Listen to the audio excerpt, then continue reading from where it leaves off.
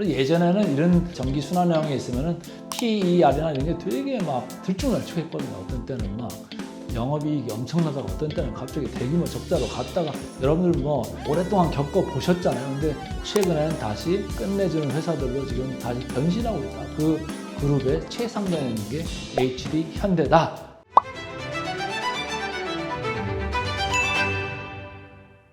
자, 전 시간에 HD 현대의 이제 순자산 가치까지 제가 이제 말씀을 드렸는데 뭐라고 그랬죠? 상기시켜 드리면은 순자산 가치의 0.4배 정도밖에 안 된다. 그래서 시장에서 우리가 평상적으로 하는 할인율 40%보다 더 깊은 할인율을 지금 HD 현대한테 부여하고 있다. 그래서 외국인들은 그 할인 폭이 축소될 거로, 그러니까 주가가 올라갈 거로 지금 보면서 외국인들이 최근 몇 달 동안 이렇게 지속적으로 사들어오는 게 아니겠느냐, 이런 이제 말씀을 드렸습니다. 자, HD 현대의 강점, 단점을 좀 알아보는 시간이죠. 저희가 항상 강점만 얘기하는 게 아니라 단점도 말씀을 드리죠. 그래서 강점을 5개만 제가 좀 준비를 해왔습니다. 그래서 첫 번째 강점은 계열사들의 네트워크가 아주 강력하다는 거예요. 웬만한 게 다 들어와 있잖아요. 그래서 상당히 HD 현대 그 강점이 아닐 수가 없겠다. 그리고 여기에는 아까 말씀드린 정의 부분, 이쪽도 생각을 할 필요가 있을 정도로 지금 정제 마진 쪽에서 조금 이제 다시 회복세로 돌아가는 그런 그림이 나오고 있다. 그래서 좀 주목해 보자, 이런 얘기를 이제 하나 말씀을 드리고요.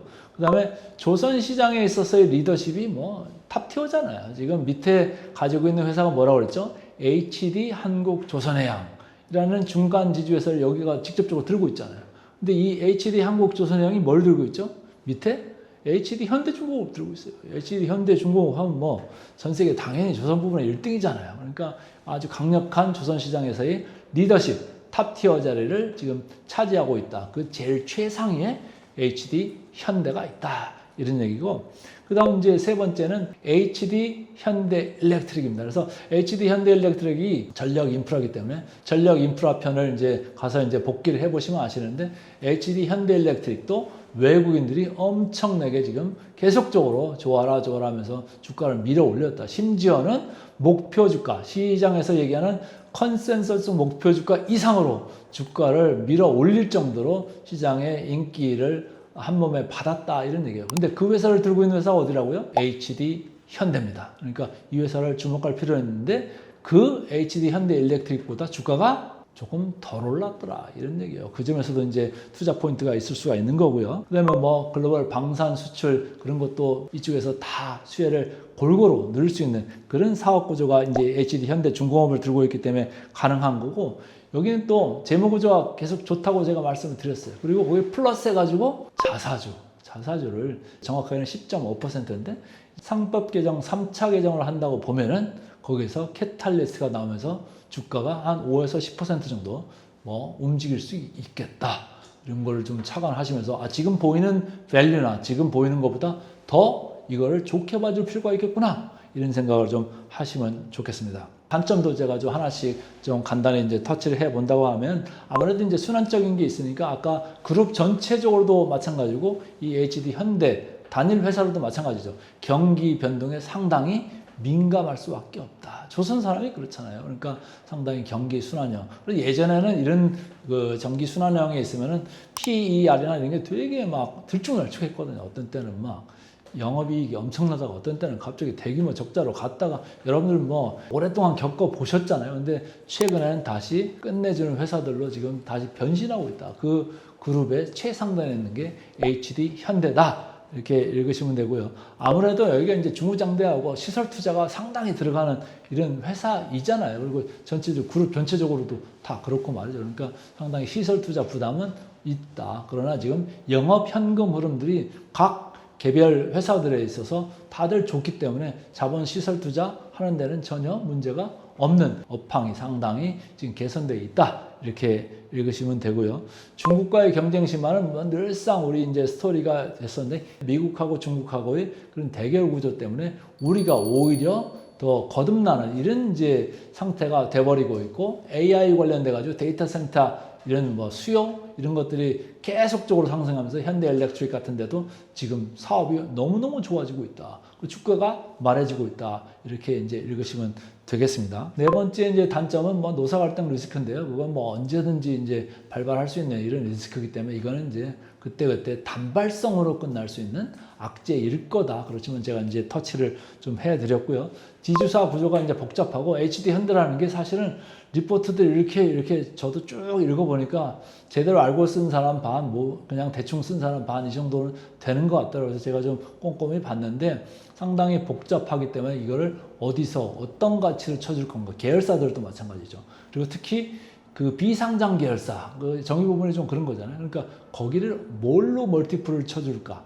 그리고 영업 가치를 얼마로 쳐줄까? 이런 거에서 다 증권사마다 리포트가 다 다르더라고요. 여러분들이 보실 때는 상당히 이제 피곤하고 힘드신 건데 어쨌든 이런 복잡한 게 이 HD 현대의 할인의 중요한 요소 중에 하나가 되고 있다. 그러는 이제 강관호 대표가 얘기하는 거 보니까 싼 거는 맞는 것 같네. 그 정도면 이제 인식을 하시면 되는 거죠. HD 현대 지분율 차트를 왜 가져왔냐면 제가 최근에 히트친 게 있죠. 품절주가 되고 있습니다. 그랬더니 SK 하이닉스도 그렇고 SK 스퀘어도 그렇고 이게 품절주로 가는 거였어? 난 몰랐었는데 이렇게 보시더니 진짜네? 그런 말씀들을 하시는데 여기도 그런 느낌이 좀 있어요. 여기 파란 줄로 제가 이렇게 표현을 해왔는데 파란 줄로 보니까 순수 유동주식 물량이요 20%를 지금 하회하기 시작했어요. 급기야는 19.4%까지 떨어졌다. 그 이유는 뭐예요? 반대쪽은 누가 많이 자꾸 사들이니까 그런 거죠. 누가 샀어요? 이 빨간 줄로 보는 거죠. 외국인들이 최근에 계속 사들어와가지고 지분율이 25.4%까지 올라왔습니다. 그러니까 외국인들이 자꾸 끌어모아서 사다 보니까 시장에서 지금 있는 물량이 점점 주는 거예요. 그래서 20% 이하로 지금 줄어가지고 19.4%까지 왔다. 여기 또 보면은 10.5% 이 자사주 지분율 아까도 계속 말씀드렸잖아요. 이것도 이제 없어질 가능성이 커요. 그렇다고 보면은 점점 시장에서 물량이 좀 말라가는구나. 이러면서 한복판에 있는 게 바로 HD 현대입니다. 그래서 제가 그 프리 플로팅 그걸 항상 말씀드릴 때 이제까지 SK 하이닉스, SK 스퀘어 말씀을 드렸는데 이제 오늘은 HD 현대도 그런 이제 품절률 대열도 슬슬 향해 가고 있다. 이걸 오늘 말씀드리려고 이 차트를 제가 굳이 준비를 해봤습니다. 근데 HD 현대 복잡하게 이를 데 없는 이 회사를 그럼 뭘로 봐야 될까요? 제가 리포트를 앞으로 보고 뒤집어서도 보고 다 봤습니다. 그래서 딱 두 개로만 이렇게 단순화시켰습니다. 자사주 소각 관련돼 가지고 이쪽이 어떻게 움직이냐 따라 가지고 주가가 여기 많이 움직인다. 그걸 제가 최근 몇 달 동안 이렇게 주가를 쭉 보니까 이렇게 관찰이 됐고요. 오른쪽에서는 현대 그룹주 이쪽에 조선이나 해양이나 방산이나 이쪽 관련되는 그룹주의 평균 뭐 그 정도는 따라가는 것 같더라고요. 그래서 주가의 드라이버 그러니까 동인이라고 하면은 한쪽에서는 자사주 느낌, 자사주 소각이나 그런 이슈에 관련돼서 지금 괴를 같이 하면서 가는 게 하나가 있고 또 하나는 조선, 우리 조선 업황이 좋아지면서 주가가 올라가고 전력 인프라가 좋아지면서 주가가 올라가고 그런 게 현대 그룹주 내에 상당히 많기 때문에 그거에 연동되는 주가 움직임을 보이고 있더라. 그거를 단순한 차트들이 바로 이겁니다. 그래서 자사주 소각을 제가 할 가능성이 있는 대표적인 10개 회사를 이렇게 찝어가지고 이렇게 봤는데 이 빨간 줄로 이렇게 표시되어 있죠. 근데 HD 현대도 그 빨간 줄과 비슷하게 가는 느낌이 있어요. 결과적으로 지난 이제 100일 동안 그런 느낌을 이제 보여줬고요. 이쪽으로 와서 현대 그룹주 제가 보니까 한 17개 회사가 이렇게 있는데 이걸 시가총액으로 좀 가중평균해서 좀 봤습니다. 그랬더니 그거 평균보다는 조금 하회하고 있더라. HD 현대가. H 한국조선해양이 밑에 바로 있고 그 밑에 현대중공업도 있고 그리고 HD 현대가 들고 있는 게 HD 현대 일렉트릭이라는 회사가 있는데 한국조선해양 주가도 많이 올랐고 현대일렉트릭도 많이 올랐는데 HD 현대 정작 위에 있는 거는 그거보다는 덜 오른 거예요. 이 오른쪽 차트가 그걸 얘기하는 거거든요. 그러니까 그 폭만큼도 더 올라갈 여지가 있고 그리고 아까 말씀드린 자사주 그거를 소각을 10.5%로 한다고 하면 그 폭만큼 더 올라갈 가능성이 있는 거다. 외국인들은 지금 거기에 베팅을 하고 있는 거다. 이제 마지막으로 밸류에이션들을 제가 항상 체크를 해드리죠. 그래서 선행 PER부터 이제 이렇게 보시면 좋은데 왼쪽에 포워드 PER로 봤을 때 현대 일렉트릭 29배부터 시작해서 쭉 이렇게 나열이 돼 있어요. 제일 밑에 한국조선해양 10배 그리고 그 바로 위에 HD 현대 여기는 11배입니다. 그러니까 11배 뭐 PER로 봐서도 아주 뭐 그냥 시장 평균이잖아요. 딱 시장 평균 이 정도인데 위에서 이렇게 많이 올라간 주식들을 충분히 반영해 주지 않고 있는 그런 PER이다. 오히려 거꾸로 이제 해석을 하시면 좋고요. 현대일렉트릭이 9.5배나 이렇게 많이 가 있고, 그 다음에 한국조선해양이 2.0배, 이거 다 들고 있는 회사들이잖아요.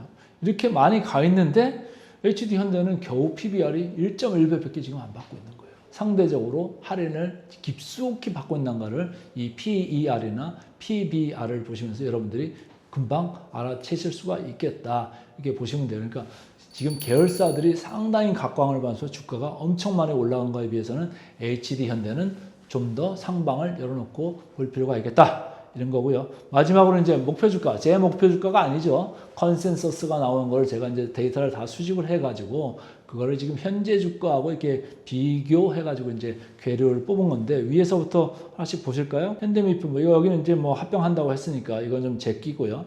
HD 현대가 보니까 HD 현대 계열사 주가 중에서는 지금 목표 주가 대비해서 괴료율이 제일 많이 벌어져 있어요. 31%.